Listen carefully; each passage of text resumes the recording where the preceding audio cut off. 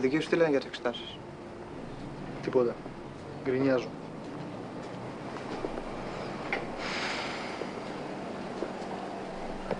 Δεν ξέρω τι να κάνω. Δεν έχω την παραμικρή όρεξη για διάβασμα. Αυτή η φορά ήταν η πρώτη και η τελευταία. Μη λες μεγάλα λόγια. Και κύριος μου βιάζεσαι. Δεν βιάζομαι. Απλά δεν έχω την παραμικρή όρεξη για διάβασμα. Θα πάω φαντάρος. Μην ακούω βλακίες.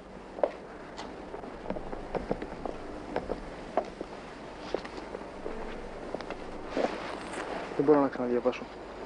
Το τρελό διάβασμα πάει, τέλειωσε πια. Για χάρη του χάσαμε τις καλύτερες μας φάσεις. Και εξάλλου εσείς μπήκατε ενώ εγώ έμεινα στον Άσο. Δεν γίνεται τίποτα τώρα.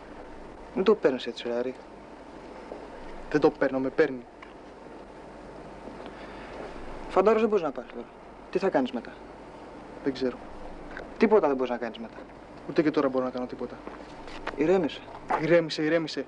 Εσύ καλά την έχεις που πέρασε, για ρώτα και εμάς. Τι πέρασα, μωρέ, σιγά. Σήμερα τα πτυχία που δεν θα κάνω για κολόχαρτα. Ναι, αλλά εξετάσεις έδωσες. Κολόχαρτα, ξεκολόχαρτα, το ίδιο κάνει. Άκου που σου λέω. Ακόμα κοιμάρω. Αλλά εμένα δεν με νοιάζει, η καρφί δεν μου καίγεται.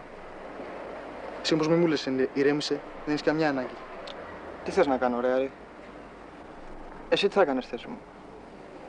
Θα πάω φαντάρος. Και ο Δημήτρης στη Θεσσαλονίκη? Βαράμε δηλαδή κανονικά διάλυση? Δεν ξέρω. Θα μ' αφήσεις δηλαδή να βαράω σφαλιάρι στο Μανολάκι?